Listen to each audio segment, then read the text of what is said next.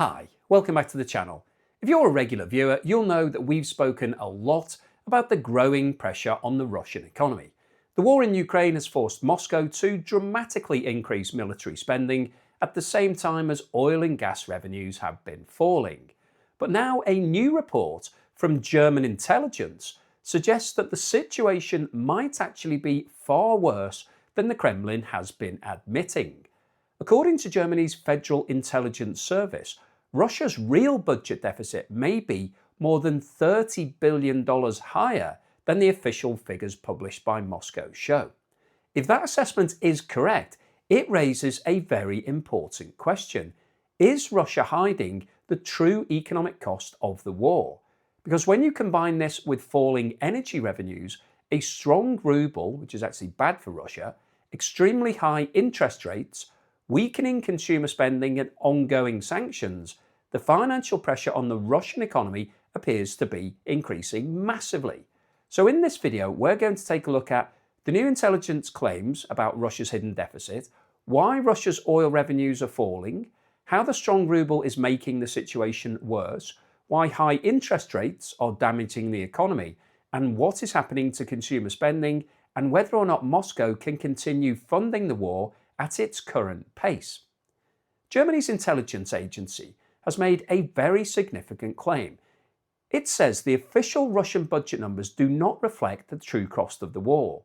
According to their analysis, Russia's real deficit in 2025 may have been around 2.7 trillion rubles higher than reported, which equates to around $30.5 billion. Now, if that estimate is correct, the true deficit would be around 30% larger than the original figures.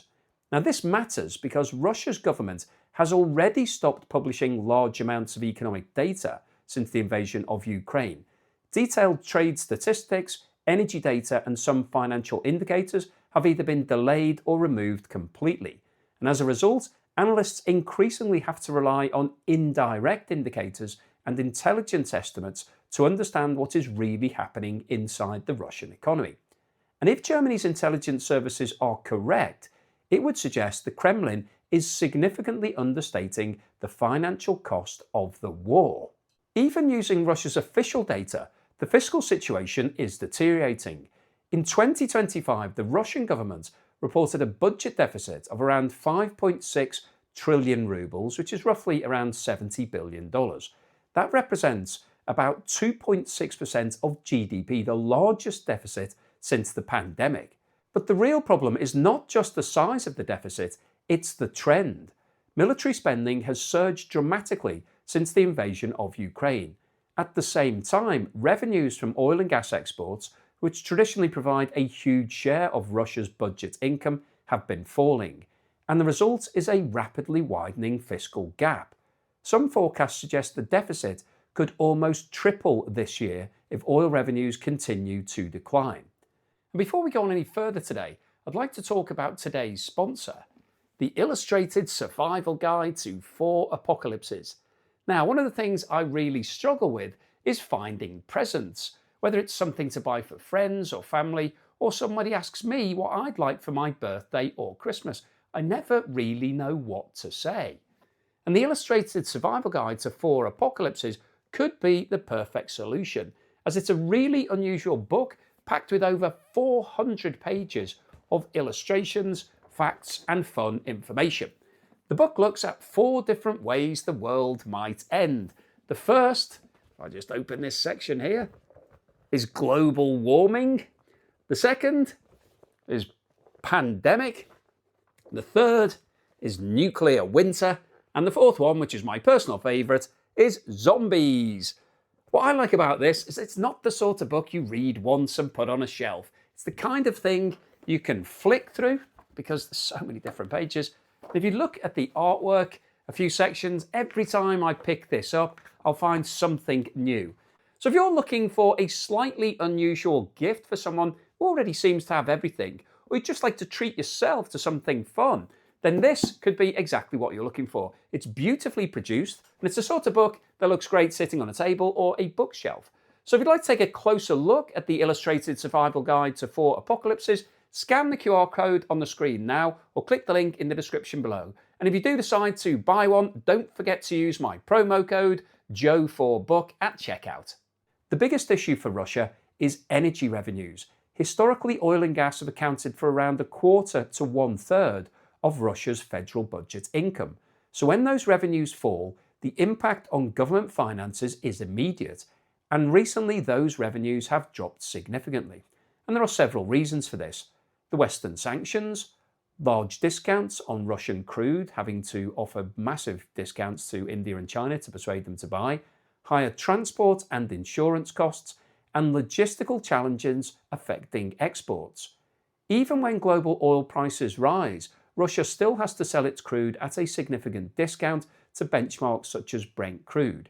So although global oil prices may increase, Russia does not receive the full benefit, and that reduces the amount of money flowing into the Russian budget. Now here's something that sounds counterintuitive. Normally countries like having a strong currency, but for Russia a strong ruble actually creates a problem. And that's because Russian oil exports are priced in US dollars. When those dollars are converted back into rubles, a stronger currency means the government receives fewer rubles in tax revenue. Russia's 2026 budget assumes an exchange rate of around 92 rubles to $1, but the ruble is currently trading closer to around 79 to $1. So when Russian energy companies convert their dollar revenues, they receive significantly fewer rubles than expected, and that creates a growing hole in the budget. In fact, analysts estimate that at the current exchange rate, oil prices would need to rise to around $70 per barrel for Russian oil just to match the government's budget assumptions. So ironically, the stronger the ruble becomes, the worse the fiscal problems are. And just as a comparison, at the moment, Russia is selling its oil for around about $40 to $45, so nowhere near that $70 that it needs to be hitting its budgeted levels. Another major issue facing the Russian economy is interest rates. To control inflation and stabilize the currency, Russia's central bank has pushed interest rates up to extremely high levels. The benchmark interest rate is currently sitting at 15.5%, and that's having a huge impact on businesses and consumers. When borrowing costs are that high, companies become reluctant to invest. Businesses delay expansion, and many firms simply cannot afford to take out new loans. So economic activity starts to slow. High interest rates may stabilize the financial system in the short term, but they also act as a powerful brake on economic growth. And also, a lot of companies in Russia are currently making losses. They're having to fund those losses using debt, and that debt is very expensive. And so this quickly becomes a really vicious circle. And we are now starting to see signs that the wider economy is slowing. One of the key indicators to watch is consumer spending. Retail sales growth in Russia slowed significantly in January. Year-on-year retail sales increased by only 0.7%. That's the weakest growth rate since March 2023, so almost 3 years. And that slowdown suggests Russian households are becoming more cautious with their spending. High interest rates, rising prices, and economic uncertainty are all starting to weigh on consumers. And when consumer spending slows, it creates another drag on economic growth. Now, I just wanted to touch on the current situation with regards to the Iranian conflict. Some analysts initially believed that rising oil prices due to tensions in the Middle East might help Russia out. But recent analysis suggests that even higher oil prices are not enough to solve Russia's fiscal problems. And that's because the country is facing several structural challenges at the same time. Discounted oil exports for Russian oil, lower export volumes, and dramatically higher military spending. So even if global oil prices increase significantly, the benefit to Russia may actually be limited. To keep the budget functioning, Russia has been relying heavily on its National Wealth Fund, which acts as a financial buffer. The government has been drawing down these reserves to cover the growing deficit. It's also been issuing more domestic debt, and in some cases selling gold reserves. But these are temporary solutions. They provide short-term funding, but they cannot continue indefinitely. And if the deficit really is tens of billions of dollars higher than reported, as stated by the German intelligence, those financial buffers could start disappearing much faster than expected. So the key takeaway from today's story is that Russia's financial situation may be significantly worse than the official numbers suggest.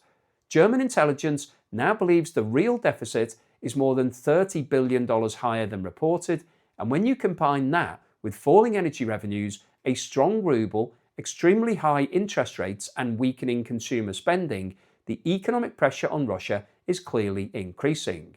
For now, the Kremlin can still fund the war, but the longer the conflict continues, the greater the strain on the Russian economy. And if these hidden deficits are real, the true cost of the war may be much higher than anyone previously believed.